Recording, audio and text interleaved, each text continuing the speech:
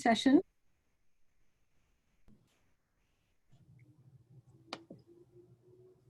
So thank you again for joining us today for the ADAS training number 5.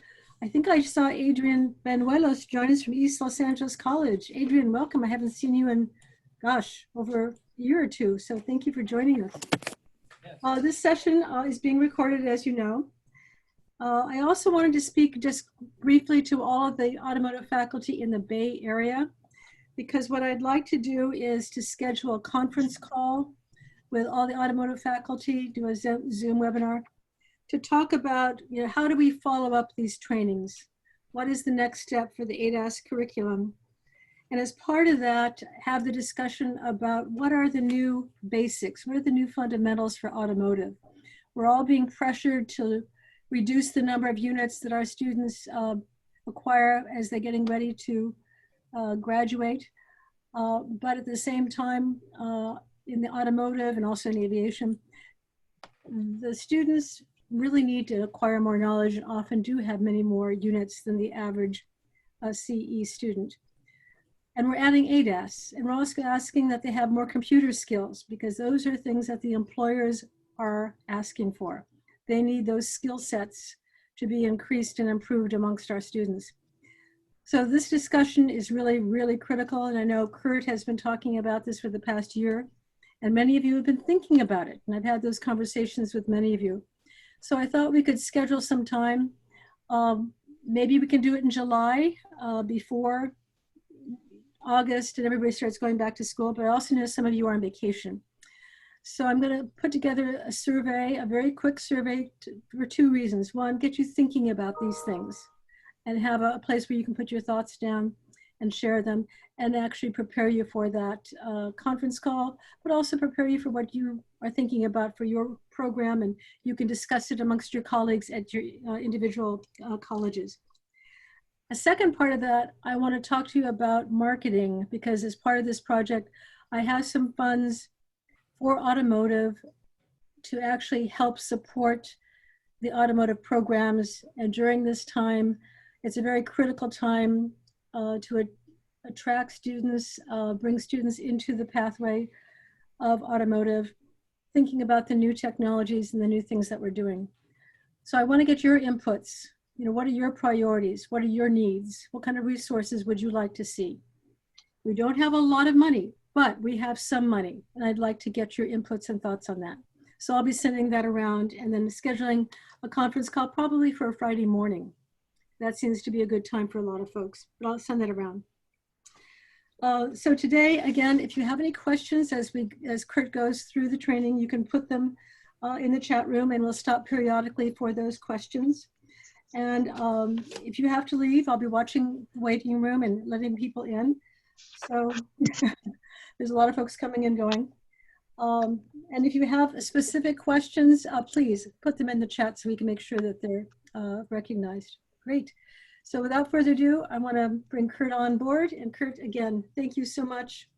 I hope you all had, by the way, a really good holiday with your families and had a time to refresh and relax a little bit, because we're back at it. Thanks, everyone. All right. How's everybody doing? Good. I didn't do anything good over the break, but I didn't do this. So it was a little weird having a little extra time, and just trying to get my screens all lined up here. Hopefully everybody sees a nice front page there. It says ADAS Seminar 5. All right, Kaylon, you're the picture I've got on my screen today. So yeah. In the chat, the very first thing in the chat is a link I came across today. Happened to see it on LinkedIn. Pete, this might be something to send out for the CAT side as well. It's a school in British Columbia. I think it's a JC. And they just opened up their automotive program with COVID protocols. It's a video, and it kind of shows what they've done and how they're doing it. It had some interesting things on there, use of like welding shield areas and things like that. So it kind of fits in with one of the CAT discussion and the discussion that was in with the ATL a little while back on ideas to relaunch. So I thought it was worthwhile sharing. So today we're going to talk about front vehicle departure warning, which should get some interesting questions as to why. We'll talk about adaptive lighting, and we'll get into some of the newer lighting systems, including lasers. And we'll talk about emergency braking, which is really kind of an evolution of the collision warning stuff that we talked about before. Again, somewhere around that hour and a half number. Hopefully the discussion is what really moves it along. Mike asked, where's the link? It's the very first thing in the chat. So you got to scroll all the way up to get to it. And we'll keep going from there. So as always, this isn't the end all be all. Let's see if I can get this screen to go. There we go. Please keep everything in the chat. If you need to chime in, go for it. It's okay.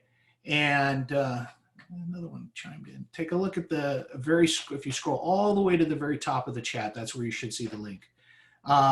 Again, it's not a deep dive. We're at that 30,000 foot level. It's really giving everybody an idea of what these things are.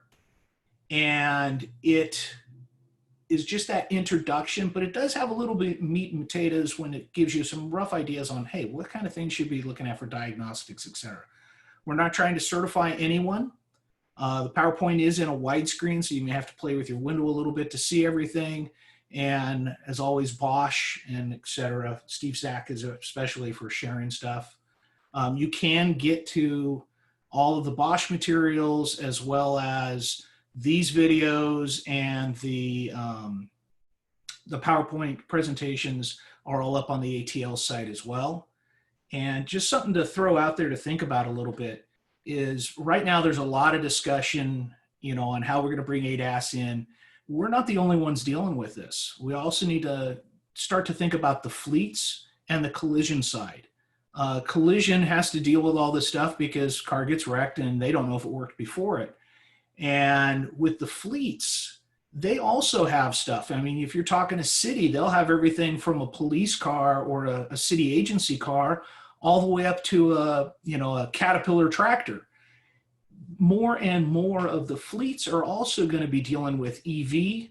They're going to be dealing with clean CNG. They're going to be dealing with fuel cells. But along with these new vehicles, they're also getting ADAS. So that new city electric bus, it's going to have ADAS aspects to it as well. And training for them is even less than it is for automotive. Because right now, the bus companies, they don't even have training on how the EV system works on the bus. Well, a battery's a battery, a motor's a motor, a inverter.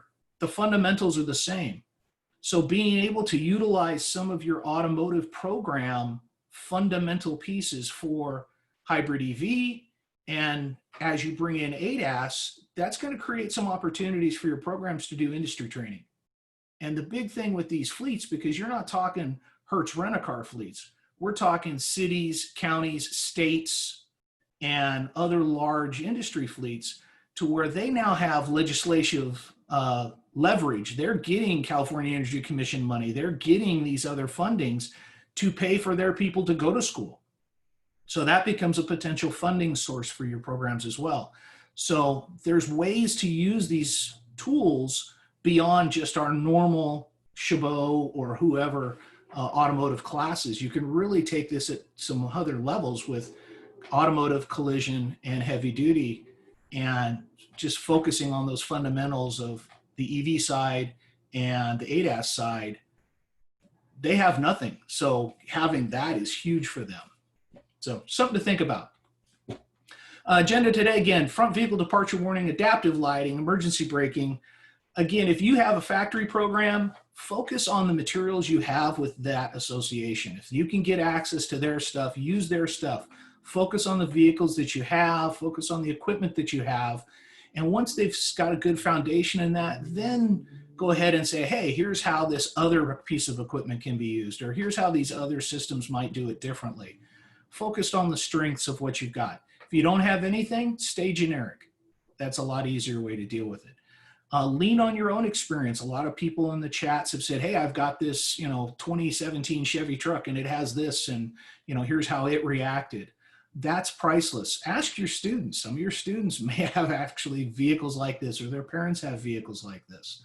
Utilize every tool that you've got. There's no wrong way to do this stuff right now. And again, all of that is up on the ATL site, and Jill's been getting it up there within days. Within days. So the stuff's available very rapidly, very quickly, along with all the Bosch stuff and the other ATL sessions. So let's talk about front vehicle departure warning. This is going to be one of those areas where you go, why in the world do we need that? And let's see why. So there's no audio with this one. What we're going to get is a nice picture. Now the system's actually using radar, but we're getting a camera position here to give an idea where they're at. So they're stopped at an intersection. We can see that the system's identified vehicles, and listen. The system gave a warning when the car in front of it left. Now, maybe this is the ultimate in distracted driver or lazy driver. And when you think about it, you're going, well, why in the world would we have that function? Well, let's think about this. We have distracted drivers. How many accidents are caused because you left on the green light, but the guy in front of you didn't? These things happen. But at the same token, let's look beyond today's reality and let's look at that next step, that semi-autonomous car or that autonomous car. Those vehicles need to pay attention to that vehicle leaving. So this is one of those systems where it's using the existing hardware. It's just another line of code to allow that function to happen with no extra cost. And it's that step over, it's that bridge to that semi-autonomous vehicle, that autonomous vehicle. Tesla, within the last couple of weeks, just announced that it's going to recognize green lights. So these kind of things, while it may seem funny to us for the application today, it's not just about the application today. It can be also those stepping stones to tomorrow, because again, by now we've started to realize we've got drive-by-wire, we've got electronic controlled transmission, we've got stability controlling brakes, we've got the electric steering, we've got the cameras, we've got the radar sensors, we've got some of the algorithms figured out. It's not a big step to that next level, having the AI, having the increased computing power, and having that vehicle now semi-autonomous. And a couple more steps, now it's an autonomous vehicle. So these foundation pieces, everything we talk about at ADAS, you can't have an autonomous car that doesn't have these features. So these are building blocks as we go forward. So what's it for? To notify the driver that the vehicle in front of them is stopped or is left. You know, you're still talking on the phone, you're texting, which is, you know, borderline driving with your hands not on the wheel or whatever, but you're not moving. So why? Improve the safety, get traffic moving, all that kind of things, decrease the accidents, all that fun stuff. You know, we're still going to use our sensors and our cameras, all the stuff that we've always had. And at this point, it's a passive system. I'm just getting that chime. I'm probably getting some lights. Maybe I get some vibrations. But the big thing is as soon as that vehicle goes to semi-autonomous or autonomous, now it's an active system with just that little change of code. So what are we doing? Well, the car in front of you stopped. You're stopped. That radar is still reflecting. It's still bouncing off that car in front of them. As soon as that radar signal changes because the car departs, your car says, hey, you haven't taken your foot off the brake. You're not going anywhere. Boom, give you the warning, expect you to do something. So now we look at it and say, well, what could be problems? What kind of problems could we have? Well, what would be the impact of being behind a lifted four-wheel drive truck? Would the vehicle recognize that when that vehicle leaves? Would it be enough of a signature coming back to the radar to say, okay, yeah, there's something there and it left? You know, what is that minimum amount of mass that the system needs to see to recognize, hey, a vehicle is there or it's a lifted truck or something like that? What if the vehicle in front of you is at a funny angle? Yeah, it should still have a sufficient radar signal coming back because of the proximity, but you never know. I mean, if you're a little ways back from the guy and it's a really funny angle, maybe it doesn't get the radar receiving coming back the way it should. So we can see that there's some scenarios that there might be an object there and it actually leaves, but the sensors may not recognize it because of a situation or other issues, sensors covered or damaged. When we look at this now, the flow chart on the right is not specific to front departure warning. It's kind of a general to where it starts to give us a pretty good idea of what's going on with these systems. Now, it shows an ADAS controller. Now, an ADAS controller, it might use in a car, it might be a dispersed function to where the ADAS functions are in multiple computers and they work together to do things. But it's a good example of taking all those inputs, camera, radar, navigation, other sensors, bringing them in, having them go through some sort of a function of thought, looking at the situation, looking at what the expectation outcomes would be, and then it controlling those activations, whether it's the brakes or the steering or the suspension or whatever the case may be. You take that and you make that ADAS controller now your AI, and you have an autonomous vehicle. The hardware is the same. It really becomes a software issue and obviously a higher level of computing power. So Mike threw in there and I just saw it. Yeah, at this point, they're only using radar, but could they be looking at the cameras too? Yeah. When you look at the system information, most of them are saying it's based on radar, but we've talked about that sensor crossover now, that sensor utilization. It's probably getting input from the cameras too. It's not like we turn them off, but at the moment they're saying, hey, our focus is on what the radar is doing, not so much what the cameras are doing. So in talking with students on this, you can say, hey, okay, what kind of systems are going to be involved in it? Obviously the brakes are going to be involved in it because it has to recognize that you're on the brakes. The cameras, maybe. The radar is going to be involved in it. You're going to have, bus communications. You're going to have some sort of audio or visual warnings and maybe even a feedback warning. So the students at this point, because you've gone through maybe 2 or 3 different systems, now you can start to pull together of, hey, you teach me, what do you think this system has? What do you think this system's using? What could be a problem if this sensor went bad? Would this system be affected? What about other systems? So where now that discussion moves on from I don't know anything phase to I really have a much higher level of understanding and can start to rationalize and compare and think through how these systems are, because they're overlaid. And we've talked about this with fundamental automotive classes. We teach in silos. We teach brakes, we teach steering, we teach engines. The reality is a car is everything combined, and especially as we talk about ADAS and semi-autonomous and autonomous vehicles. Everything works together, everything's intermeshed. So getting them to understand, okay, if I had a problem with my active cruise control, what other systems may also have a problem? Or if I had a problem with my park distance control, what other systems could have a problem? Getting them to take those next levels. That's the big difference. That's when they're truly understanding how this stuff works.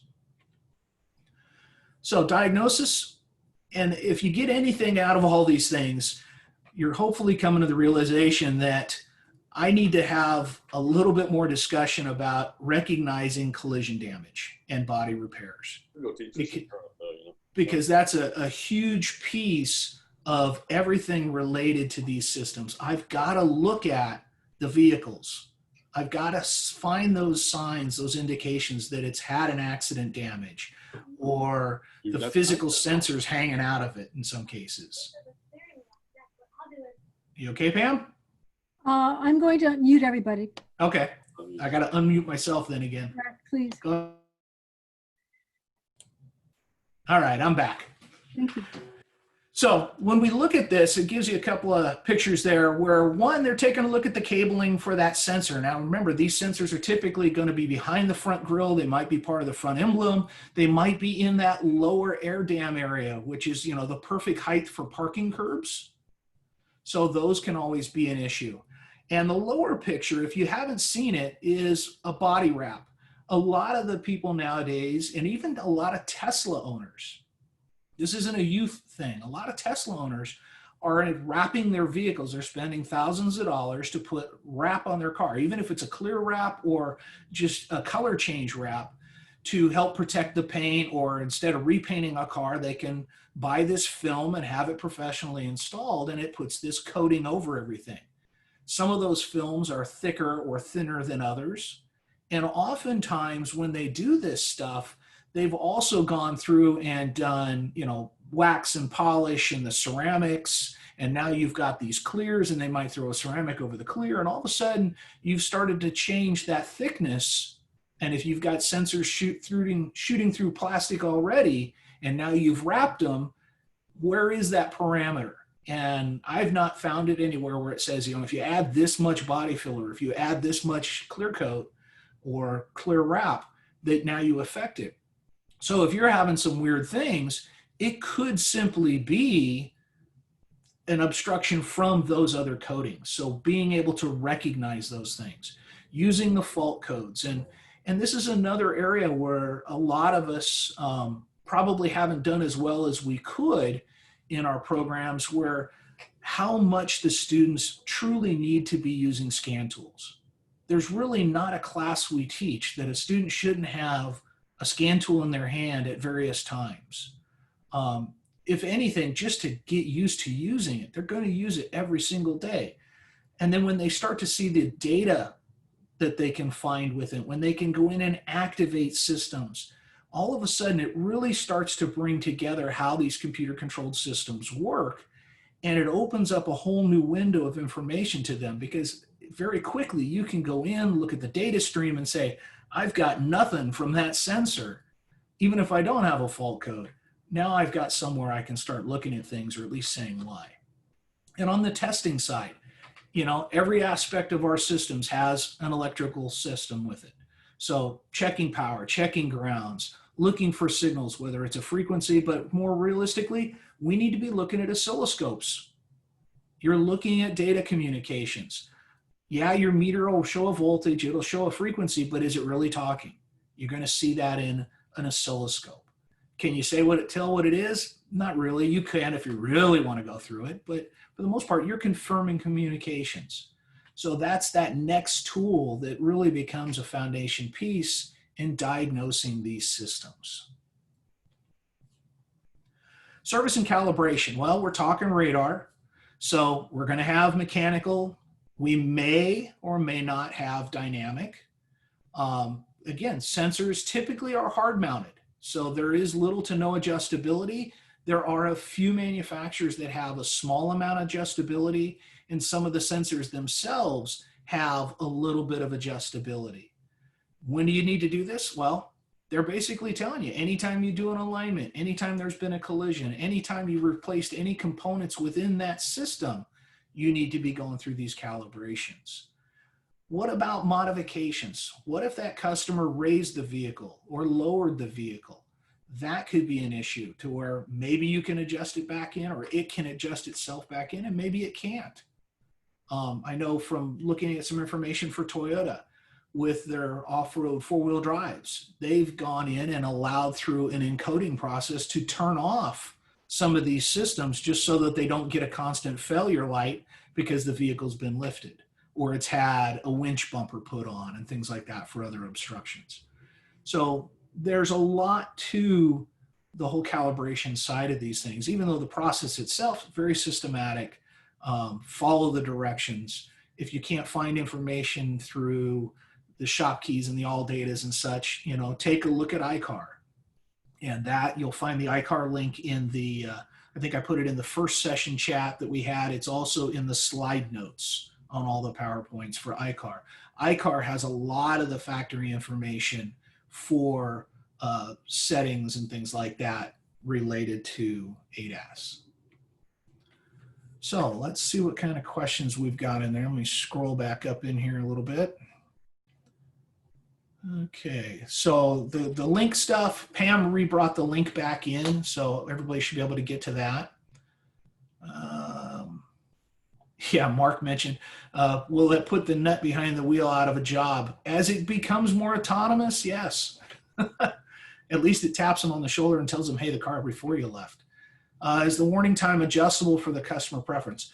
Not that I know of. I think it is a fixed amount.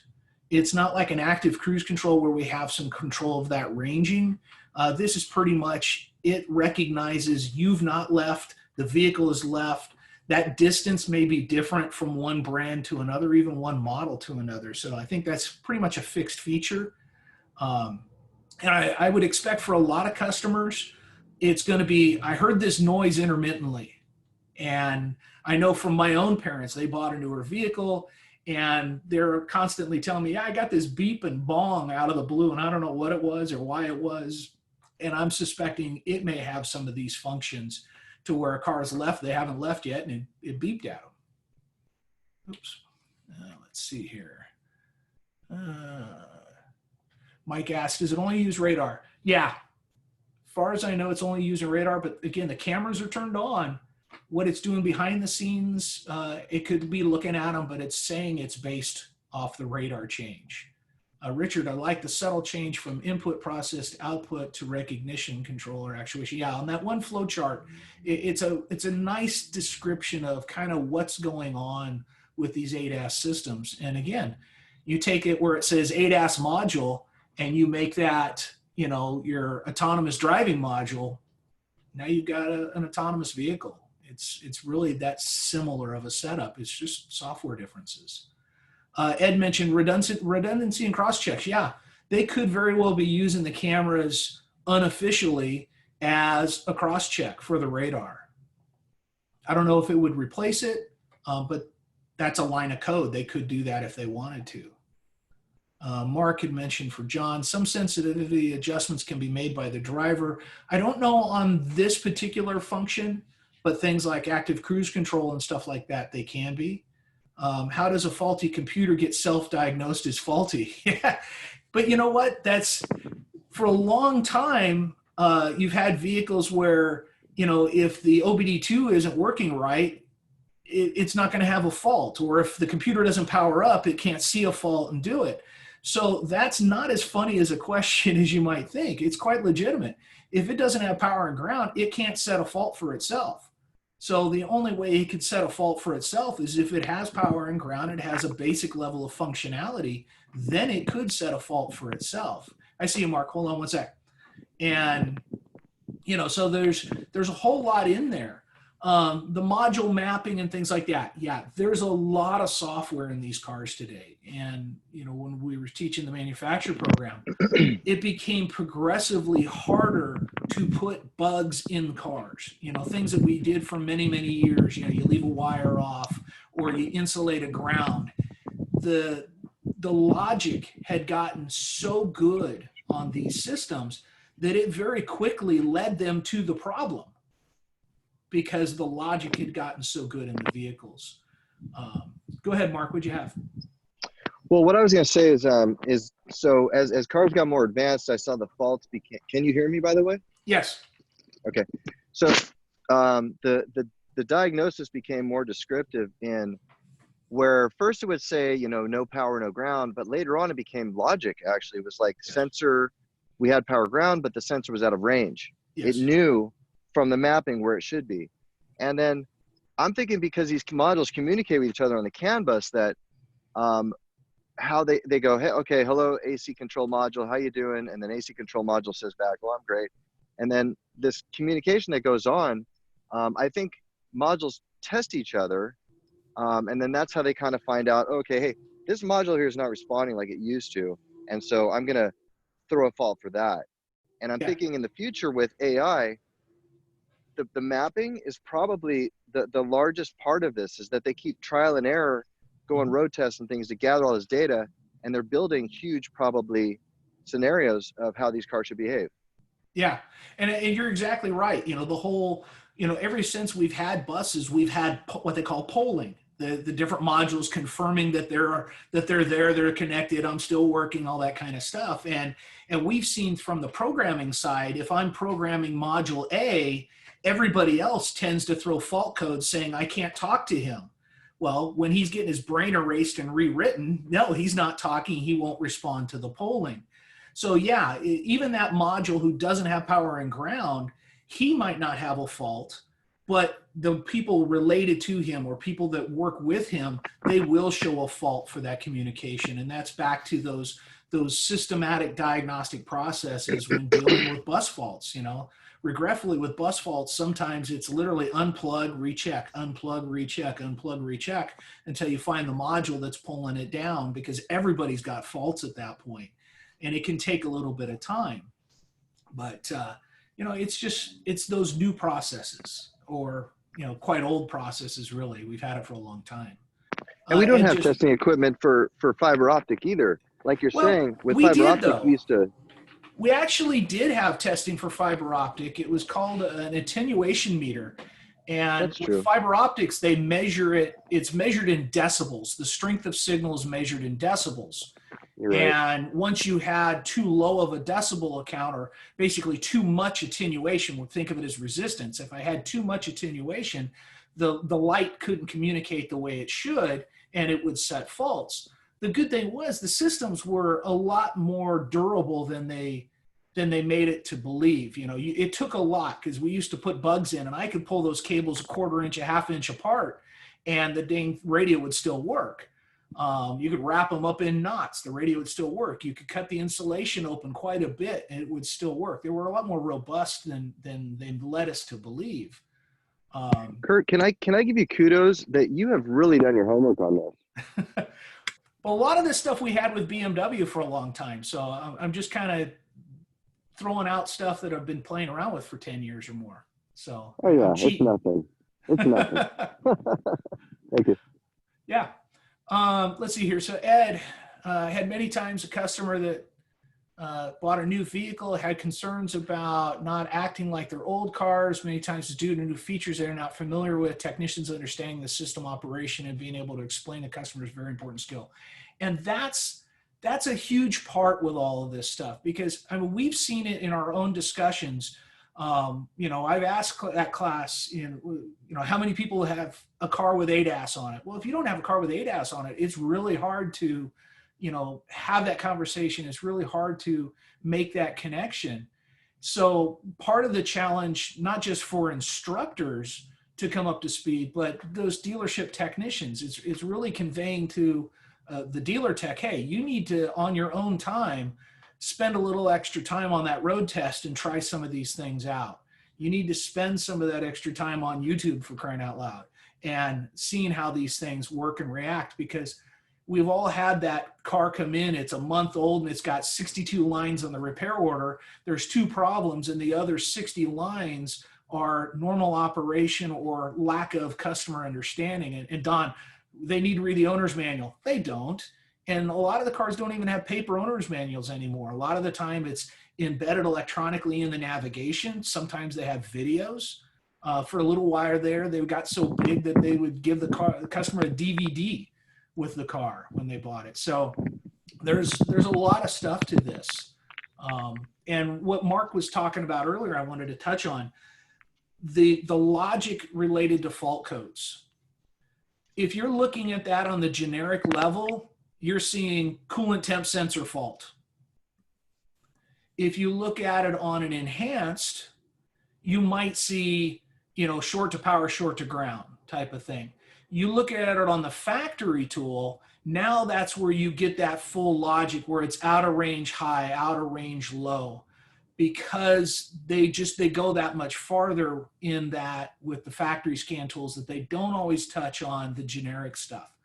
So sometimes that extra level of information makes a big difference. I would recommend taking a look at go into AllData or something sometime and look up a coolant temp sensor circuit on a newer BMW, and you'll actually see monitors on the ground and on the power side. And that is there almost exclusively for diagnostics. It's so that it can tell if it's open, if it's shorted to ground, whatever, it can pick that up because that has that extra layer of measuring. So it's just some other things to think about. All right, so let's go into the next one, adaptive lighting. Now, adaptive lighting, let's be honest, it came out in like the 40s or the 50s. Tucker had that middle eyeball that would turn with the steering. That's adaptive lighting. it took a long time before anybody did anything with it again. In the 80s, you started to see, I know with Ford and probably some others, you would see these side marker lights. They were a clear lens side marker light. And when the turn signal was turned on and the headlights were on, it would light that light up. Because the biggest benefit of adaptive lighting was if you're out in the country roads and you want to make a right-hand 90-degree turn, you can't see anything over there because the headlights haven't swung yet. So they'd throw that side marker light on, and now you'd light up that curb light and be able to see something over there. Adaptive lighting has really kind of moved that on. Robert's already got the Tucker torpedo picture up there, or a link up there. So adaptive lighting's really taken on that mindset of how do we give a better visualization of the road. You know, if you look at NTSA and all them, they all test new car lighting and they all say they suck. And it's not because they're not bright enough, it's just they don't cast well, they don't move well. Adaptive lighting changes all of that.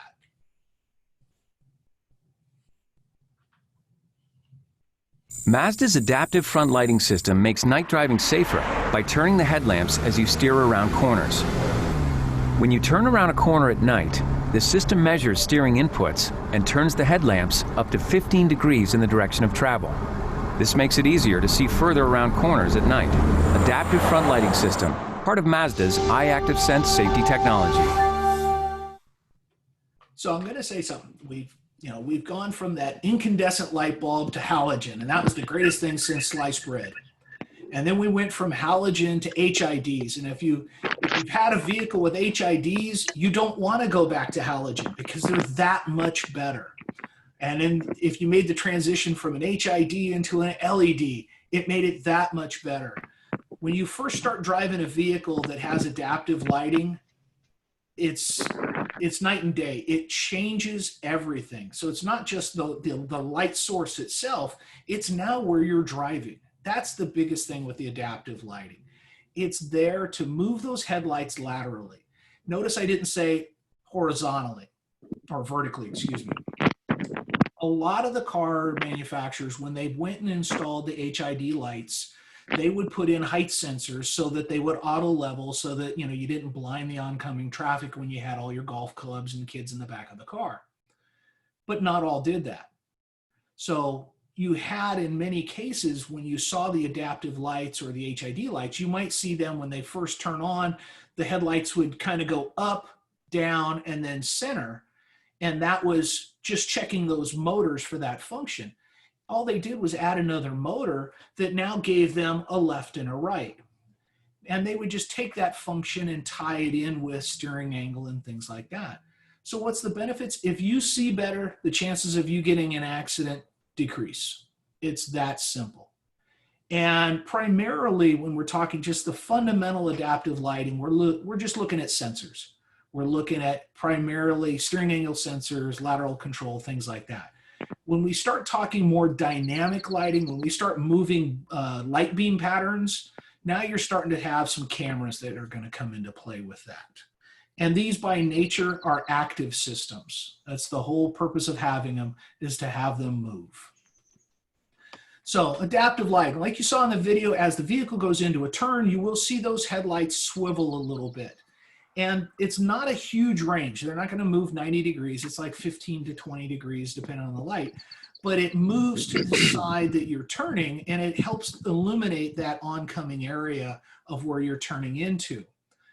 What most of the manufacturers have done, if I'm sitting stopped at a stoplight, and remember, we drive on the right-hand side of the road, as the oncoming cars are coming at me, if I'm sitting there and I've got the headlights on, and a key piece, the headlights have to be in that A mode, not just on, but they need to be in that automatic mode, that enhanced features mode. Because typically cars that have automatic headlights or adaptive headlights, they'll have a headlight switch that has like an A with a circle. You just turn it to on, that's just regular headlights. They're not going to move around. But if you put it in that A mode, then you get those enhanced functions. So if I'm sitting there stopped at a light and I turn the steering wheel to the right, the headlights will swivel to the right because there's no oncoming traffic coming. But they won't swivel to the left, so I can't blind people coming. But as soon as the vehicle has vehicle speed or road speed or wheel speed, and it could be just crawling through a parking lot, Now, when I move the steering wheel back and forth, I will get that headlight travel.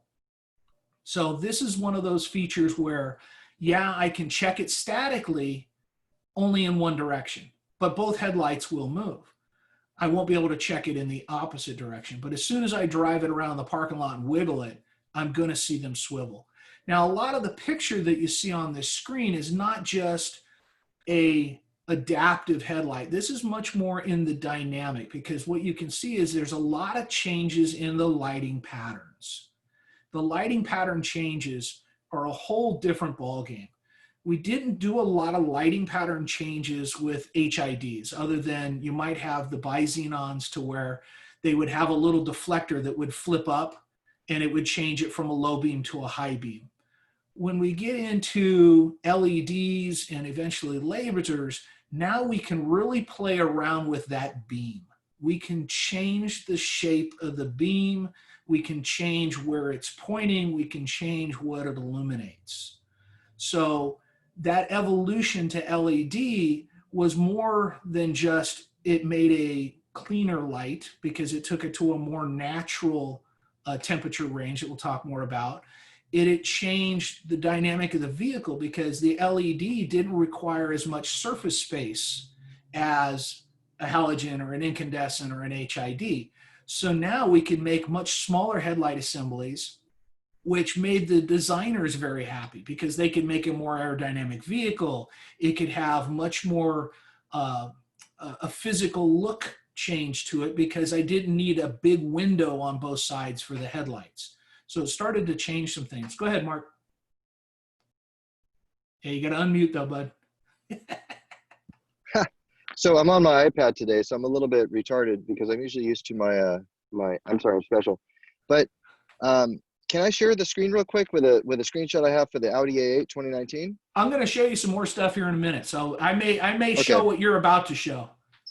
Okay, So cool. Hold that thought. So cornering lights are a little bit different. Cornering light is just that light that's going to come on when you're making a turn. It's not an adaptive light. So some cars, they added cornering lights, and they would just illuminate like a fog light that had a fluting on it to cast into that area. Some would do a side marker, things like that. So you could have a cornering light, you could have adaptive light, and you could have both. And then as we get into these newer systems, now you start talking about dynamic lighting. So let's talk about the LEDs real quick. Benefits LEDs, low power, dramatically less power needs.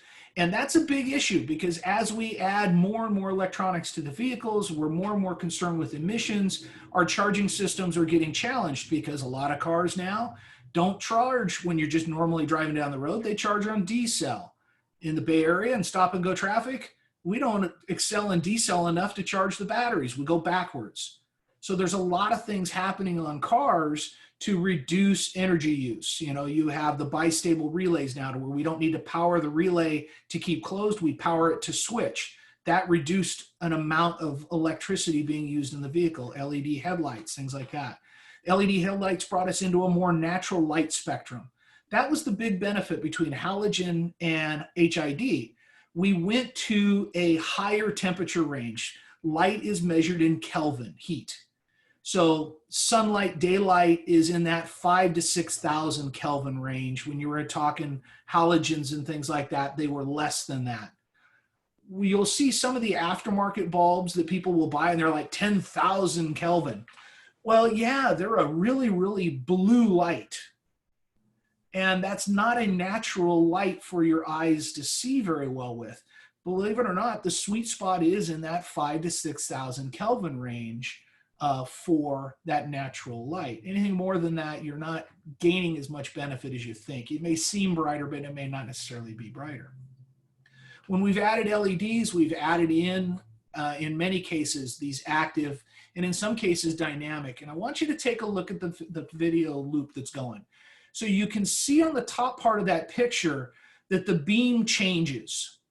So as the oncoming car comes, you see the beam go away so that you're not shining bright light in their face.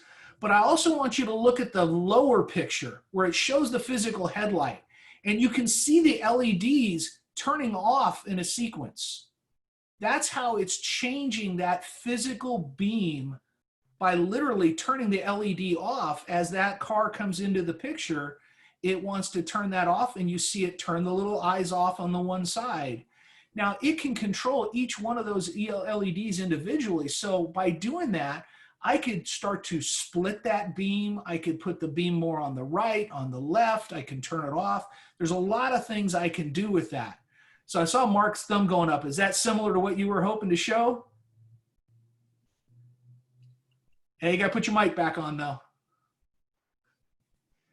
It was very similar to what I was reading, because that was in that SSP, and then also laser lights, and 11 brought 4 rings up there. The 4 rings are really sorry I had to leave the brand, but no, cool stuff. And look, I drove some S vehicles from customers home, and down my road, it's a dark country road, and I'm telling you, with animals, you know, we have lots of deer here. Having that cornering light showing me a few seconds more of what's down the road is incredibly valuable. Yeah. So let's take LED to that next step. Now, LED can be low beam or high beam. Okay. The next step, lasers. Lasers start to add a whole nother level. And what we're seeing right now is you don't see a lot of lasers out there right yet.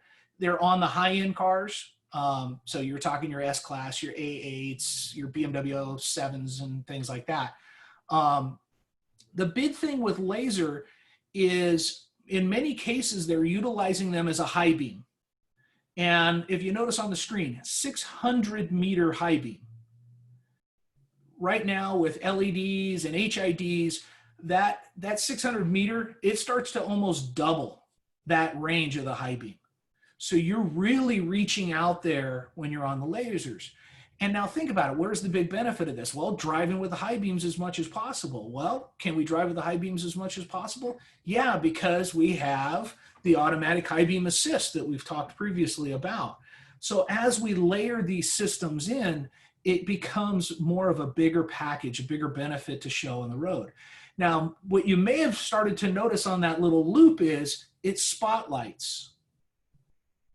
So one of the things that the lasers have done is they've incorporated, and I'm not sure if it's using the night vision or if it's just using a camera, and I think it might be the night vision, but notice it picks up that pedestrian walking and it turns on a spotlight. It turns on a spotlight. So that spotlight's really doing 2 things. One, it's alerting the driver. It's picked up on that, hey, there's a person walking there. But if you're that person walking there and somebody just threw a bunch of light on you, you might now be paying a little more attention too. So it's almost a 2-way communication. The car is telling the driver, hey, pay attention to this, but it's also telling that pedestrian, I see you. So laser headlights really start to change things. And they're very similar to the LEDs in that because of the light intensity, I can change the profile of that light assembly. I don't need to have that great big box headlight that we saw in the 80s and stuff. And now I can have a small blade and actually have more light than I had previously. And more importantly, I can create a more aerodynamic vehicle.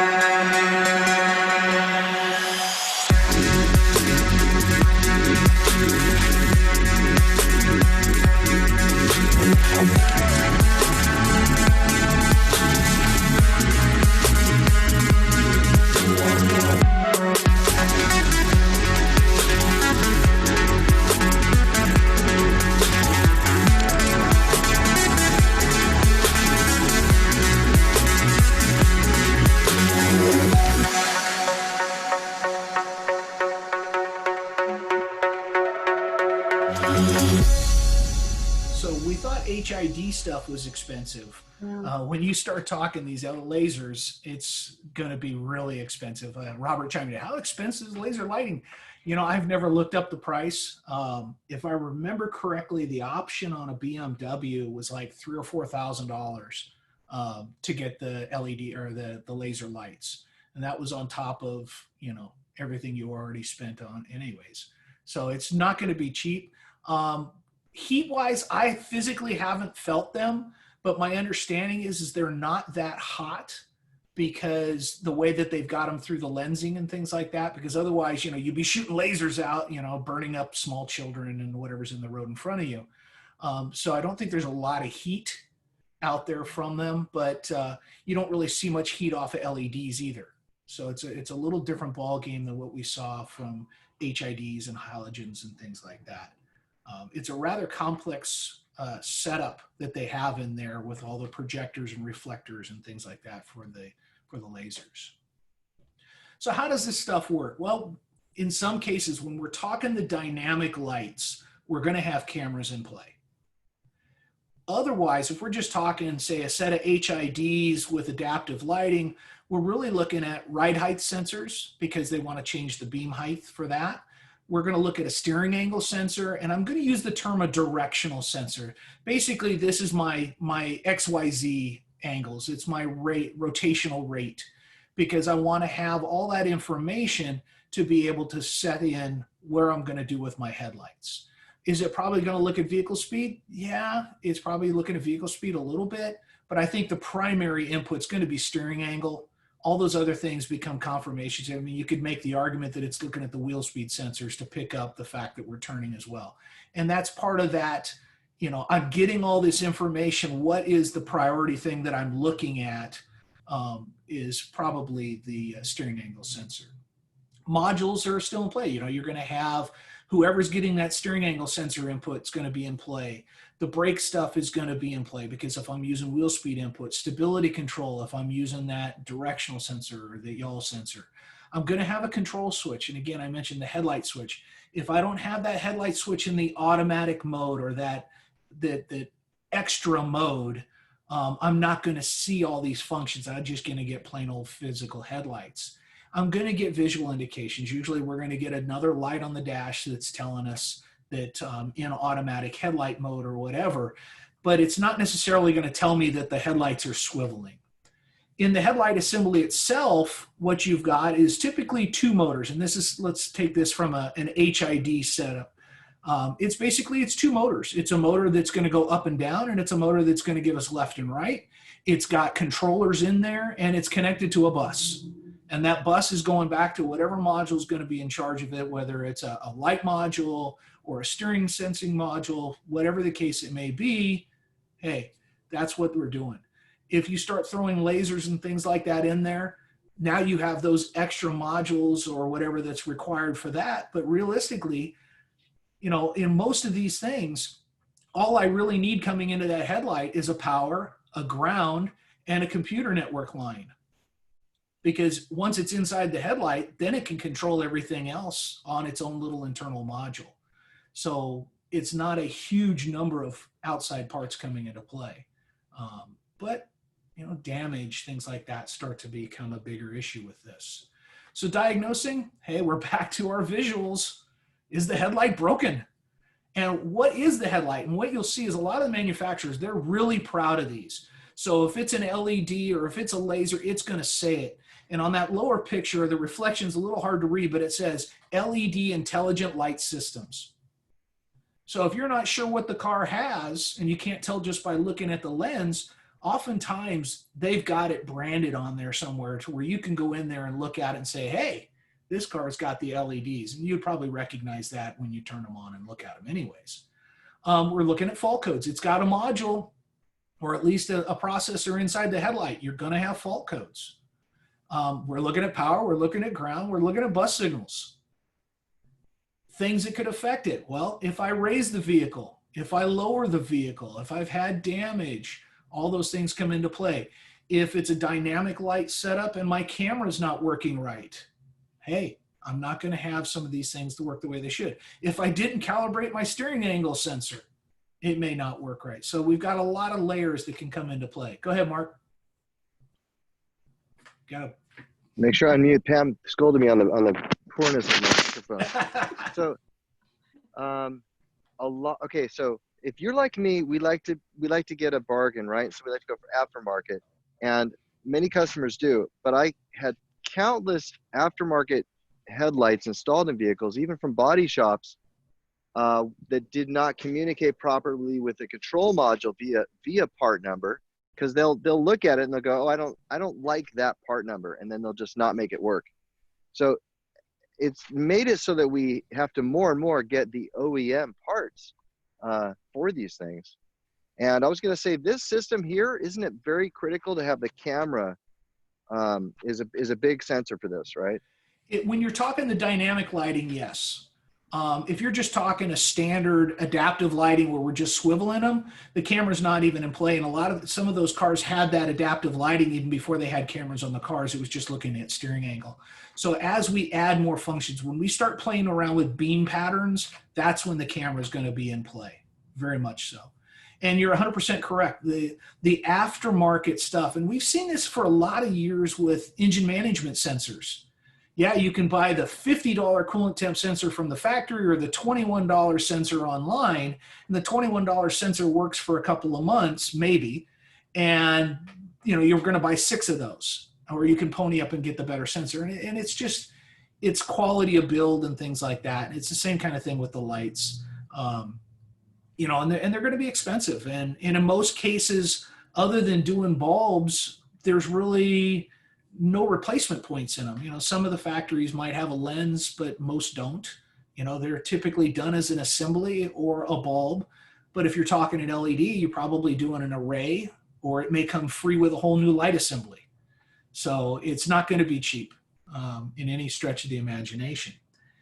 And this next piece, this is becoming a big issue. For many, many years, how did we adjust headlights? Hey, we pull them up to a blank wall, we put the 2 hot spots at the right point, and life is good.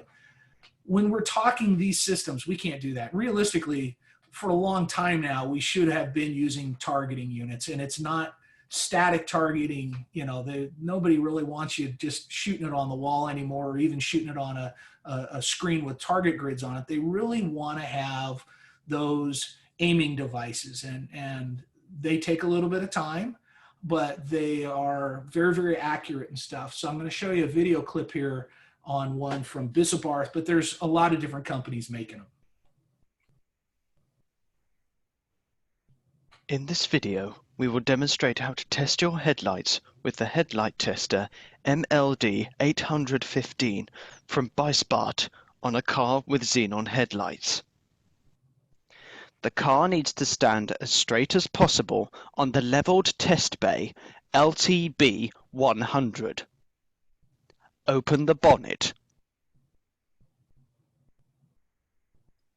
Position the headlight tester at a distance of 30 to 50 centimeters in front of the light and remove the cover. Inflate the tires if necessary and make sure that the tank is 3/4 full. Put a person of 75 kilograms or an equivalent weight on the driver's seat. Keep the engine running and extract the exhaust. Clean the headlights. Turn on the laser visor and use 2 parallel points under the bonnet to position the headlight tester parallel to the vehicle.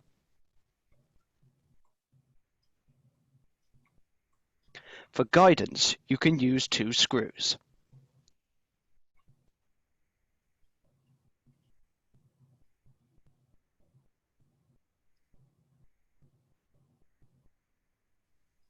Turn on the headlight tester. Then touch the button Applications. Afterwards, press Free Test. You can choose among all possible options to optimally measure and adjust your headlight. We choose a passenger car as the vehicle type and EU asymmetrical as the headlight type. As light source, we choose xenon. Next is inclination. You can read the exact inclination required for your headlight from your headlight itself. Turn on the cross laser. Position it in the middle of the light.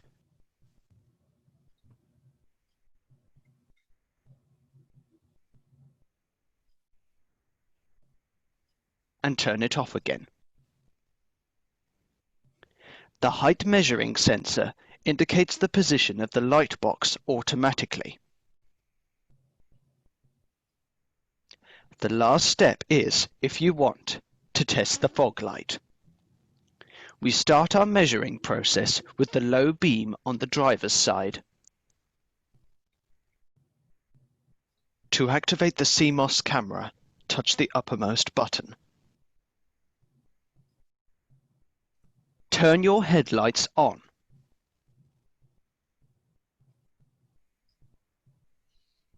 The testing screen appears and shows the digital cutoff line.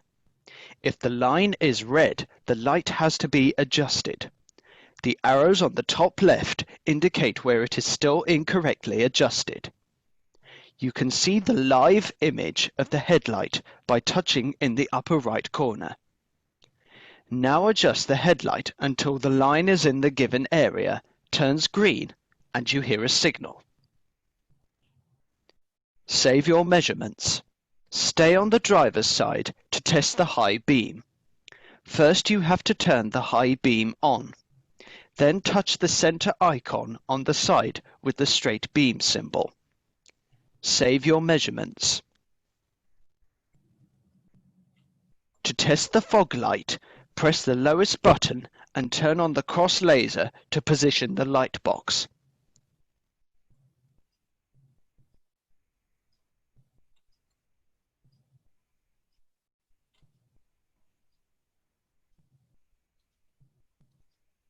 Then turn the fog lights on and start measuring. Again, save your measurements. After measuring the lights on the driver's side, test the lights on the passenger's side. Now we measure the low beam on the passenger's side. Again, position the light box with the cross laser. Now I'm going to go ahead and cut it off there because, as you can see, this is one of those things where you're probably not going to go out and buy that Bizabarth unit. That's more like you're going to see at the manufacturing level, but they do make similar devices for shops and stuff like that. I'm sure they're a tenth of the cost of that Bizabarth as well. But it starts to get an idea of, because of these dynamic lights, because we can move the beams, having them adjusted correctly becomes that much more important, because otherwise they're not going to be looking or reacting the way they should.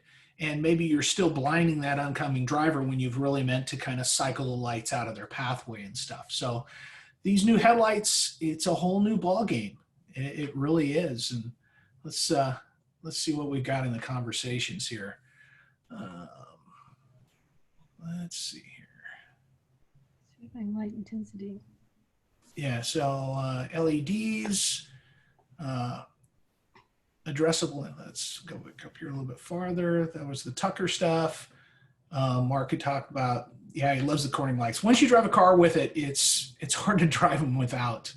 Robin, LEDs are addressable individually.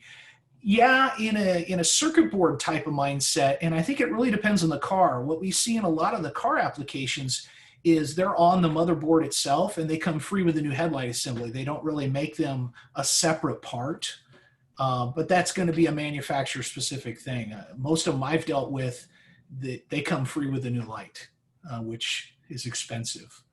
Mark, LEDs is less battery power in electric cars. Yes. And we were seeing LEDs before the EVs even.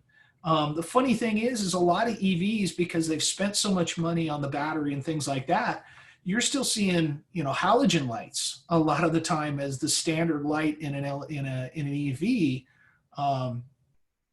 just because of cost savings. They find ways to save costs. And as they've stepped up the levels, then yeah, you're seeing HIDs and LEDs and things like that. At this point, I think everything eventually is going to make its way to LED. There's no reason not to. Mike had asked what sensors. I think we talked about that. Primarily looking at steering angle. You may have height control come into play. You may have cameras as you're dealing with the dynamic. Lateral accelerometers basically in the vehicle. It might even be looking at wheel speed to confirm turning and things like that. Robert, how expensive are the laser lightings? We talked about they're expensive. I know the option was $3-4 grand. I'd be willing to bet the replacement light assemblies, $1,000 plus just to buy a light assembly. And could you go to the wrecking yard and find one? Yeah, maybe, but that module might be married to that other car. In a lot of cases, the computers themselves, when you install it in the car, you go through a programming process that essentially marries that component to the car. So once it's married to that car, it may not work at all in another car. So that's a whole different ballgame there. Heat-wise, we talked about them. I don't think there's, from the LED ones, I felt not a lot of heat. The lasers, I have not shoved my hand in front of one, but I don't believe there's a lot of heat generated from them, from what I've seen and read. Mark had mentioned the option $3-4 grand. Jesse had put in a thing from Baja Designs. Yeah, you're starting to see a lot of off-road lights that have gone to LEDs and things like that. And I'm not going to click the link while we're in here today. Ed had mentioned insurance companies. Yes, insurance companies are discovering new cars are expensive to fix. ADAS changes a lot of things because, that light bumper damage, they can't just repair it now. They have to replace it. Windshields are more expensive because they got to use the factory glass. They've got to have the calibrations done. So every aspect of collision stuff has created a higher cost. And yeah, that's reflected in your monthly insurance rates. You pay more for cars that have ADAS and EVs and things like that because the repair costs are higher. The other side of it is you're also seeing these cars, when they're in a substantial accident, you're going to see them totaled more often because of all of those included costs. Yeah, the driver and the passengers were all safe and healthy, which is the most primary thing. But the repair costs, you're going to see a lot more cars totaled because the repair costs are going to be so substantial because of these other systems. And, the body shop can't get the frame close. It has to be perfect for everything to work again. So the salvage side is going to change immensely, which goes back to what we need to be making sure our students know. How do they recognize indications of collision damage, collision repair? Because you're going to have body shops that buy salvage vehicles and put them back together and get them as close as they can, and hope and pray. Steve Brady, yes, with ADAS systems, maybe these cars won't crash as often. Yeah, and that's a good point to make. And some of the big investors for ADAS are the insurance companies and the medical insurance and medical industries. Because by having vehicles that have less accidents, you have less injuries, you're going to have potentially, less medical costs associated with it. You're going to have less insurance costs associated with it. So they're kind of hedging their bet saying, hey, we're going to invest in this and it'll save us down the road. Will they change your rates? Probably not, but they're going to make more money that way. Ed, rock chip to the lens. A lot of the headlight assemblies now, the lenses are not available separately. There are some, but most of them, as you get into these more complex lights, the lens comes free with the new light assembly. So rock chips are going to be expensive. Warranty issues, not using the OEM. We talked about that a little bit. Ruben commenting on the video, open the what? It's a bonnet. You Chevy guys, you. Can. Yeah, that was probably my cough from coronavirus, but Mike wants one. So Pam, Yeah, and the funding. SWP money is coming Yeah. to Google, so put it in your bed. Richard, can't wait to see the effect of faded lenses. Yeah. I don't know what's going to happen with them. You know, a lot of the newer cars don't seem to fade as bad as we saw like in the 80s, 90s, and early 2000 lenses. So maybe they got better plastic. But yeah, that nice, you know, tan colored, you know, sandy faded lens could be an issue with how it deals with your lights. It could also affect your aiming. I love it. He used to charge $5 for aiming. I have no idea what that machine costs. We have one at school that's nowhere near that, and I bet you it's $500 to $1,000 just for that. And I can't imagine it. It's one of those things, and that's why you're seeing some of the shops struggle with how are they going to charge for alignments. I sat in a hunter training class, and they asked the class how many people were doing ADAS calibration after they did alignment. There was 2 guys that raised their hands. Those 2 guys happened to work for a shop that's all they did all day long was ADAS calibration. Nobody else in the room that were doing alignments all day long were doing ADAS calibration. And they were taking on the mindset that if I didn't change toe, I didn't have to do it. Well, we know that that's not legitimate. And also that there is some time loss associated with it, because for some of the systems, yeah, you set it up on the machine, and like with the hunter system, you get it started in its process, and then you go drive the car and you come back and you finish it up. And I don't know the hunter unit well enough to say, yeah, when they disconnected, they could open another window and do another alignment. So they were losing the space of that machine for a while. It may take a while to get the dynamic test to complete. So they were looking at a cost side of it and just saying, I can't sell that alignment, $1,000 alignment to a customer. The glass shops have taken a different mindset with it because they got bit in the butt by it. They were doing glass and not doing the calibrations. And so your $500 windshield job is now $1,000 or $1,500 because they are doing the calibrations. They've taken their people through it and they are doing the calibrations because of the liability. And that's the big thing we really need to understand with all of this ADAS stuff. It's a liability issue. If you worked on that car and did something that should have had an ADAS calibration associated with it, and you didn't document that you did that, and you didn't follow the manufacturer parameters as close as you possibly can, there's a liability there. So if you don't do it, you're liable. If you don't do it correctly, you're liable. That's a whole nother part of this argument that hasn't really set in deep with everybody, but is just starting to come to people's awareness. Ed, certifying of light intensity may be a factor in the future. It's possible. We have brake and lamp, and that's mostly to test that the dumb things work. I don't think they go out there with an intensity meter and check on them. So yeah, that one I can't say. Mike had mentioned some won't do HID or LED. Are we using? Yeah, let me explain that, Kurt. Yeah, go ahead.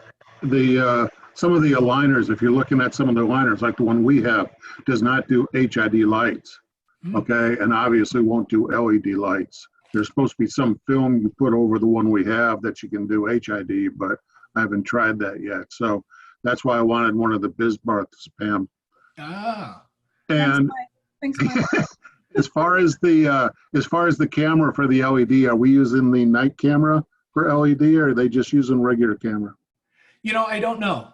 I think with the LEDs, as we're getting into the dynamic lights, I think it's probably using the primary camera more than anything because it's just looking at the headlights. The night vision it hasn't taken place in enough vehicles yet to say, yeah, they're using the night vision to make that decision. The other side of that is these more advanced light systems tend to be on the higher equipped cars that have night vision.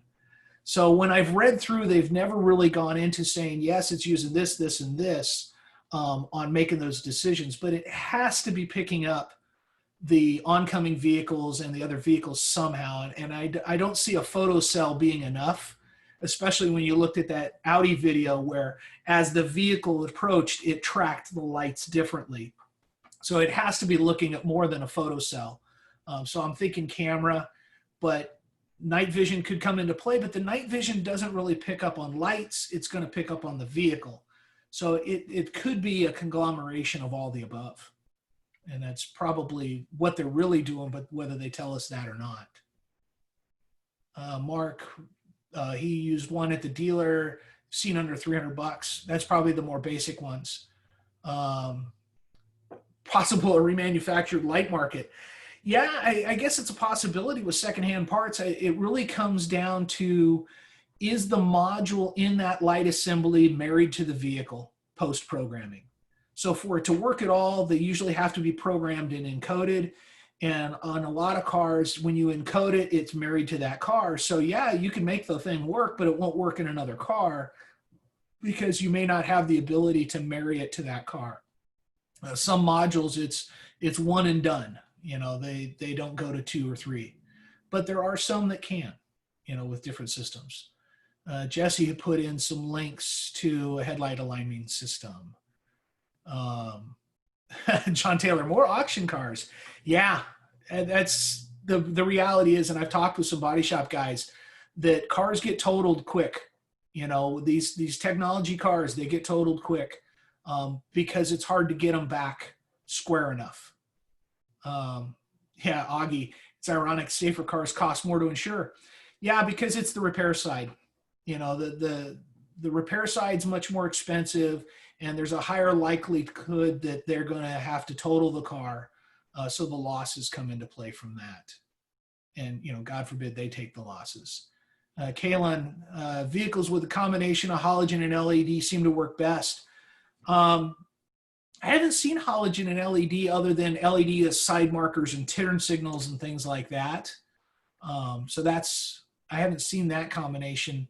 Though I think my Kia is basically a halogen. It's using a projector and LED turn signals and side markers and things like that. I haven't seen the mix on the headlights yet. Mike thinks, knew nothing about lasers. Hey, thank you, Mike. John Taylor, any problems with the normal polishing of the lens to bring them back? You know, I don't know. These are new enough that, you know, we haven't seen the fading on them, but theoretically it shouldn't make that big of a difference unless you're just doing it, you know, like with 60 grit and leaving it. Then you might have some funny things going on with the fluting coming out of it. But theoretically, as long as the lens is clear and smooth, it really shouldn't change much, because remember, the lens on a lot of cars now, that outward facing lens isn't doing anything with the light. It's a protective cover. The fluting and things like that tend to be on the inside near the bulb sockets and stuff like that. So it may not, unless it's really, really bad. Yeah, Richard, road tests in urban LA, San Francisco, SAC, really not practical. Yeah, if you're trying to see if this thing works down on the, you know, out at distance, you're not going to do it during the day or during the streets or anything like that. It's going to be harder. But your customers might not be driving it that way either. Ed, all cars would be safer if they practice social distancing. Yeah. But here in the Bay Area, we like to play bumper cars. So, you know, is what it is. All right, so that was a good discussion. Let's keep going here. All right, autonomous emergency braking. You're going, well, you know, that's not that different than what we talked about last time with the collision warning stuff. You're exactly right. Collision warning was that first generation of, hey, there's something stopped in front of you or too close to you. You need to do something about it, but I'm going to tell you about it. As it evolved, basically, it incorporated in that emergency braking. Autonomous emergency braking kind of is that evolution of that, but it's also added a lot of other features. A lot of the time you'll see the pedestrian protection braking and things like that rolled under this autonomous emergency braking. You might hear this called AEB, and that's a big one to remember because I think it's 2021 where every car sold has to have AEB.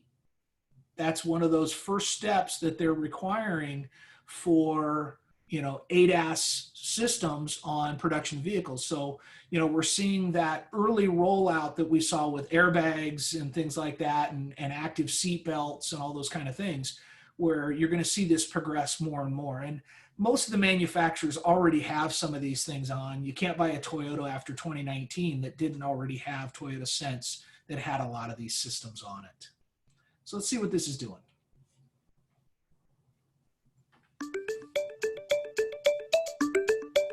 Your vehicle may be equipped with a unique system designed to help detect and potentially avoid frontal collision situations with other vehicles and pedestrians. Let me tell you about it.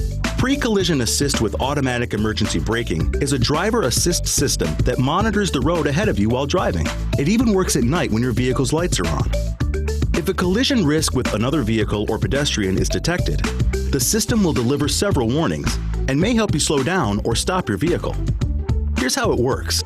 If you're rapidly approaching a stationary vehicle, or one that's moving in the same direction, or a pedestrian is crossing your path, the system can alert you and assist with braking in one of three ways. First, you'll receive an audible chime, along with a pre-collision assist warning message on the information display. Next, if the risk of a collision further increases after the warning alerts are given, the system's brake support feature will pre-charge the brakes for rapid braking. This way, they'll respond faster once the brake pedal is pressed.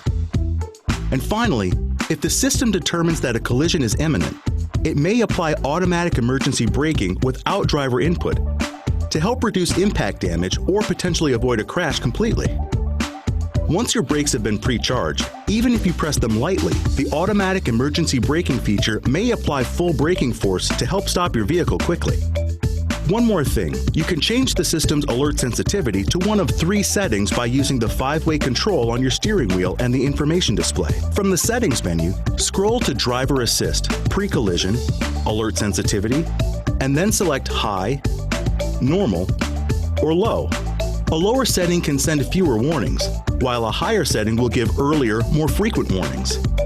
You can also enable or disable automatic emergency braking under the same menu by checking or unchecking the active braking feature. Any questions? Go to owner.ford.com. So we can look at this and say, that's very similar to what we talked about last time. And it is. It's that evolution. It's going from the passive collision warning system that we saw to an active system to where now the system is going to step on the brakes. And we're using the radar. It might be looking at cameras too, even though they're going to say it's looking at radar. And it's just those next steps, those next applications using hardware we already have. And that's the big benefit. We can start to add many more functionalities because the hardwares are in place. So we're using the sensors to detect that obstruction, whether it's a vehicle or a pedestrian. Most of these will do pedestrians as well.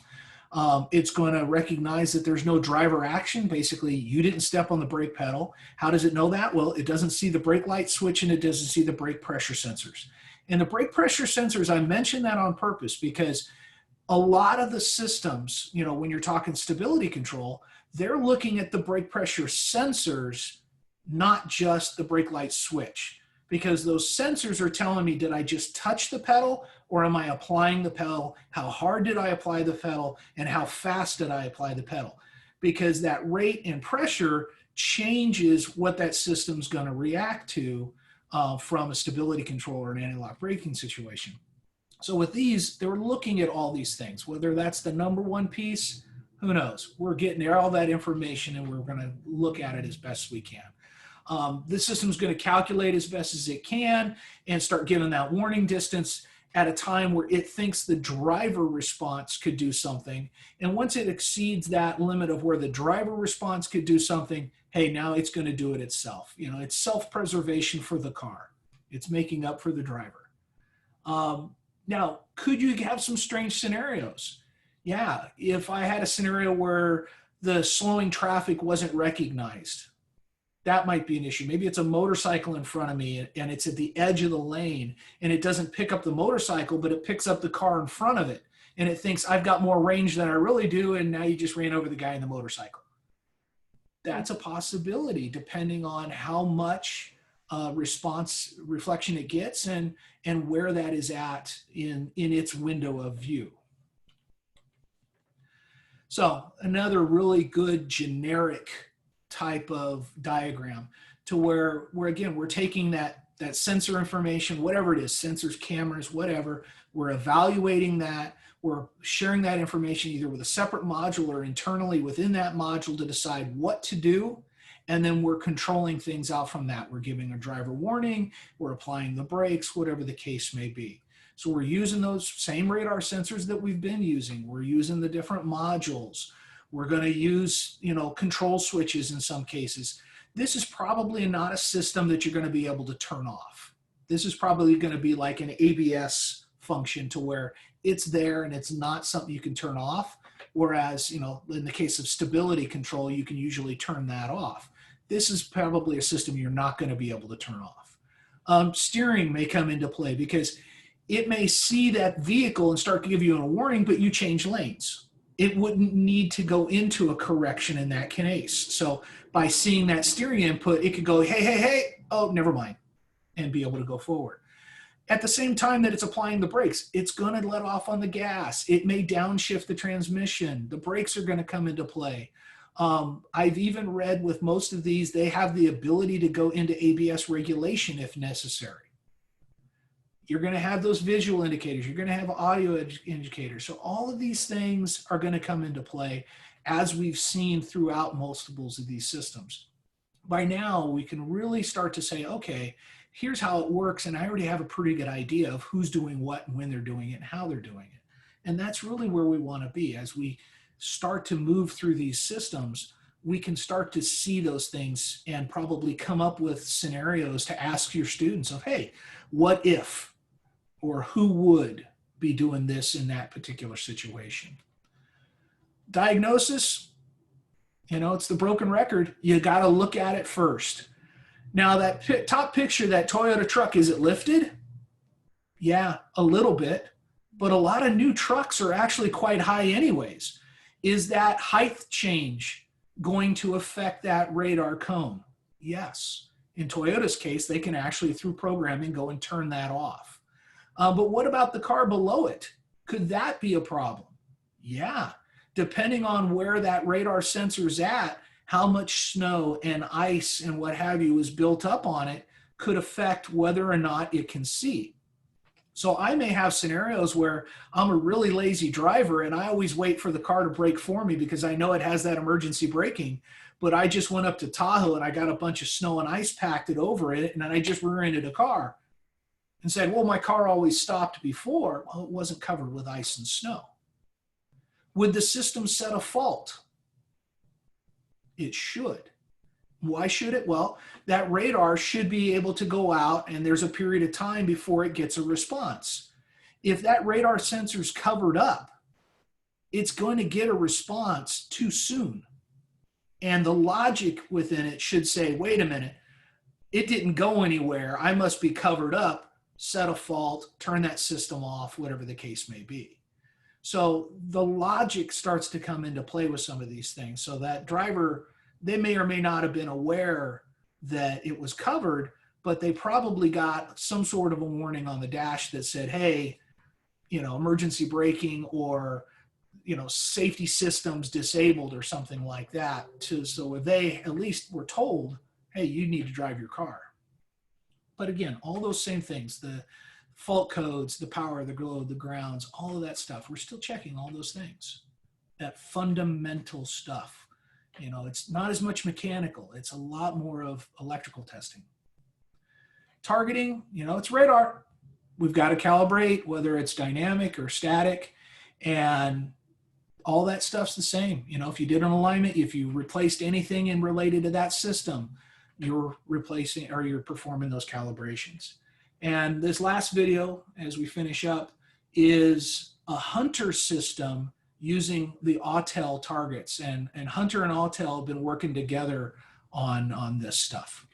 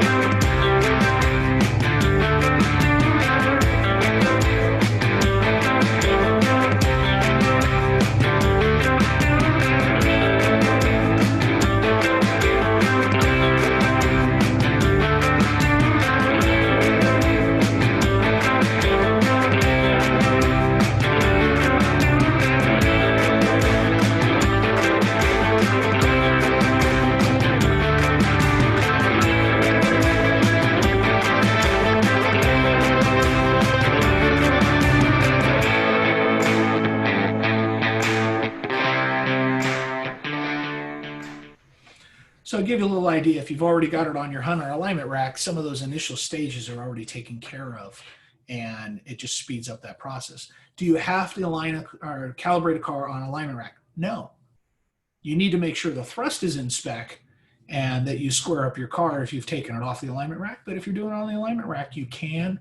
And Hunter and Autel have been working together to have that integration with them. So that kind of takes us to the end of the stuff today. If we've got any questions on the emergency braking, I'll take a look here real quick. I think we're pretty good with that because we hit a lot of it with last time. Let's see here, Mark, driver input, override automatic control, most systems. Yeah, and that's a big thing to understand is just because you're in, let's say, an active cruise control or something, it doesn't mean that if you push a button or step on the brake that the system is still involved. If you take over, you've taken over. Now, some of the systems where if you step on the gas pedal, let's say on an active cruise, you step on a gas pedal and speed up, when you let off the gas pedal, it goes back into those settings modes. So they kind of go into a standby while you've done something, and then they go back to an active once you've done off of that. And that brings up a question that I had. Somebody had asked when we were talking about active cruise control, can you turn it off? And I've come across some stuff where most of the cars that have active cruise control is the default. It comes when you turn on the cruise control, you get active cruise control.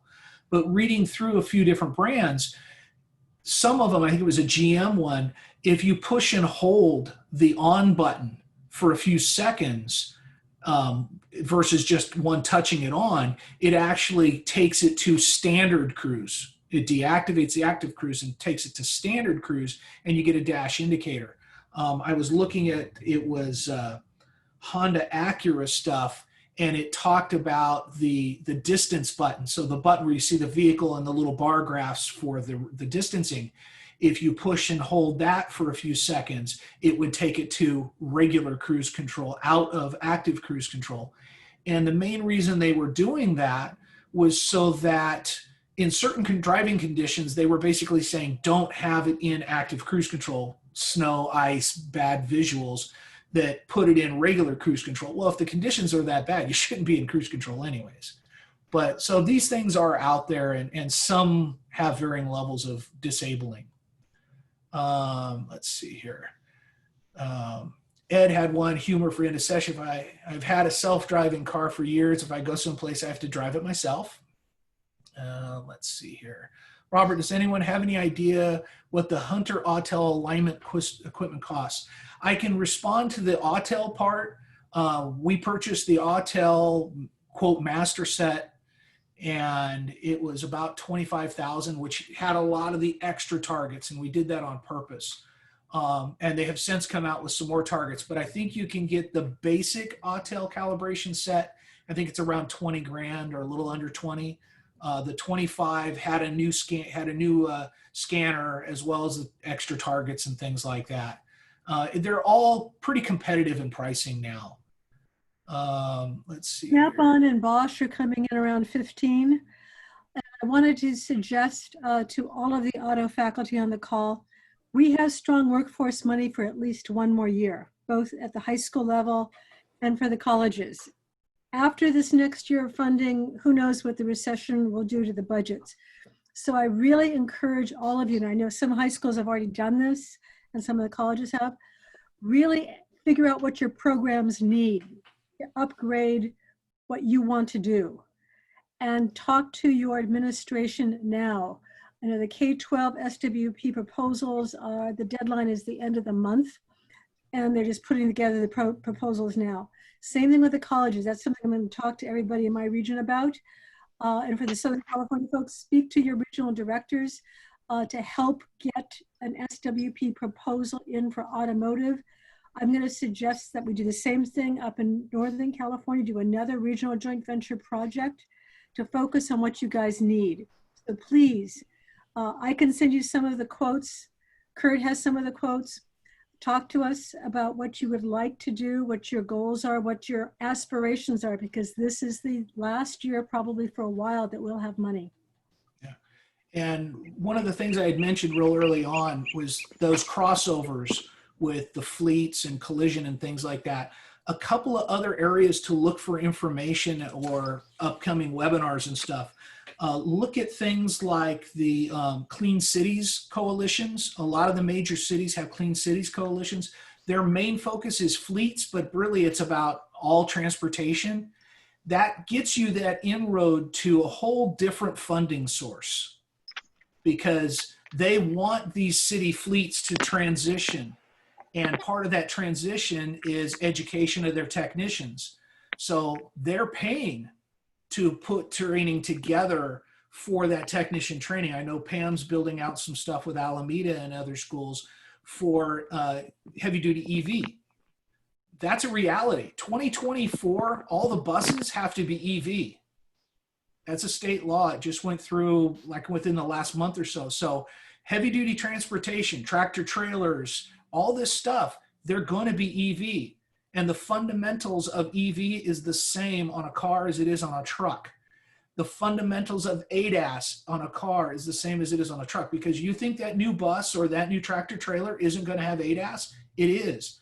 So take a look at information from Clean Cities, Green Transportation Expo, which is a little bit like Mobilize.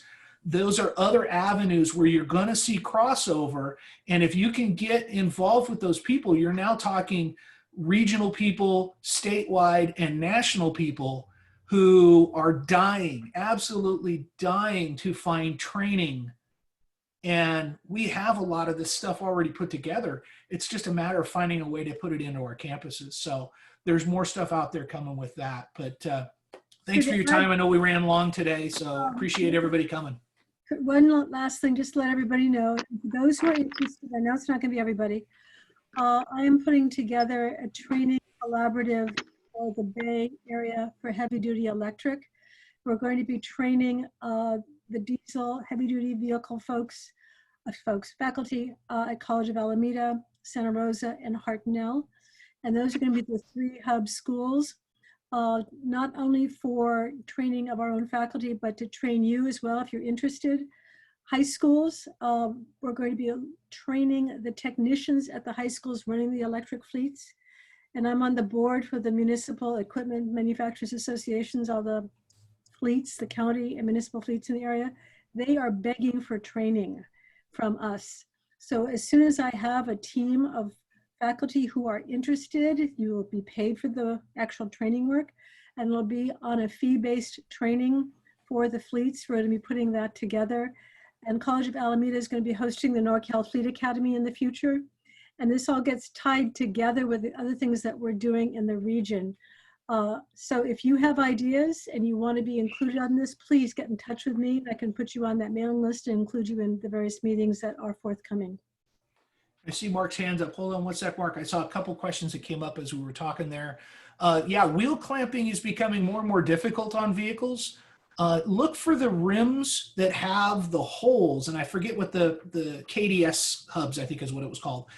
You have some of the factory wheels that have holes in them for a hub adapter that's got pins that stick out, and then your headlight or your alignment adapter goes right onto it. You don't have to do all the calibration stuff because it's already on the centering line. Takes a little longer to use sometimes too. Joseph had asked for contacts on the headlight aimer. Google it. I don't know who we got ours from. I don't know if it was somebody that we bought through Snap-on or Matco or something like that. But there's a lot of different brands out there. If you send me an email, send it to my work one, kshadbolt@chabotcollege.edu. I'll forward it to Mike Sherburne, who was involved in buying the one there, and have him let you know the brand or whatever that we've got. And let's see here. That's all those. Mark, you got something quick so everybody can get to beer o'clock? Oh, I'm sorry. And wait, I'm still muted probably. Oh, no. Oh, you're good. So, yeah, Kurt, thank you. This has really made the wheels turn for me. And I'm thinking this would be type of class more as a capstone where I've talked about these systems and alignment, brakes, whatever. And I get to a class where I now involve CAN and these more advanced systems. And I think I really want to buy this equipment. what I was going to say about that is, now that we're still sequestered and we're still doing things at home, I guess that's going to be the issue, is having an online curriculum available. You know, your stuff is out there. Thank you very much. And I guess we'll be using that. And I don't know if any of this blends into Electude's possibilities, but I'm just going to say, as we do more online teaching, we're going to have to also consider this would be an online style class until we get in person. Yeah, I agree. And I remember reading something that Electude and all of them, they're all working on some ADAS aspects. We are. I crawled into the Electude stuff when they were still letting us get to motor age and everything. And I crawled around a motor age, and they had a ton of these little animations that were like a minute or less. And they had about half a dozen of them that were ADAS stuff. So, and they have stuff in heavy duty truck too. Yeah, I didn't look at that. But Yeah, there's a lot out there, and it's a big deal right now. And you know, I'm sure all of you have been doing some of these online webinars with other training companies and things like that as well. And it's all over the place. Some of that green transportation and clean city stuff, I'm going to be doing some of the stuff that we're doing here with them because it's a whole different audience set. The manufacturers are even coming into play because they're trying to figure out how they're going to convey it. And they're even looking at what the aftermarket is doing in some cases. So I think it's twofold. I think it needs to be an awareness in a core class, you know, a new fundamental. They need to have an awareness of it like they do with EV and hybrid. But I think a more depth and more focus and the hands-on needs to be, you know, probably in a standalone class of some sort. And a capstone is that best way, because with that capstone class, now you can bring everything into play. You bring full diagnostics, full systems integration, the programming, you bring everything into play because that's part of fixing a car now. And that isn't easily done if I'm focused on an engines class or a brakes class. It's a whole new way of doing things. And the new basics is a big deal. We're at that point now where everything is going to change, and we've got to catch up. Great.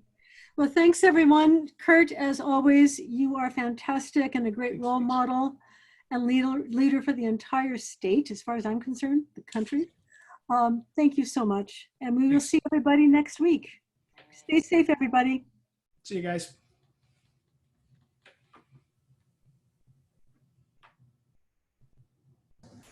Thank you, guys. See you next week.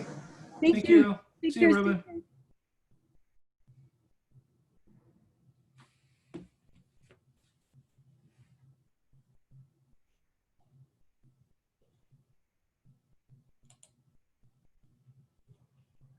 All right, so I'm going to go in and put the couple lingers here in the waiting room, because that way that pulls them out of in here.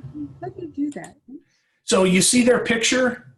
Right. If you highlight over their picture, you get the big ask to unmute, and then there's a little blue box with 3 buttons.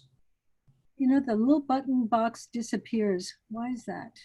Maybe I minimize. Yeah, for me, even if I go over your picture right now, I get a mute button and I get a little blue box with 3 dots, and you click on those 3 dots, and then it gives you a pull down menu of ask to unmute, and you know, you can remove. And that's what I did with a couple people, and I think that's what screwed us up on some of those. But one of the options is to put them in the waiting room. So that just takes us out of this active one. If you go ahead and stop the recording too, if you haven't already. Oh, there we go. There we go.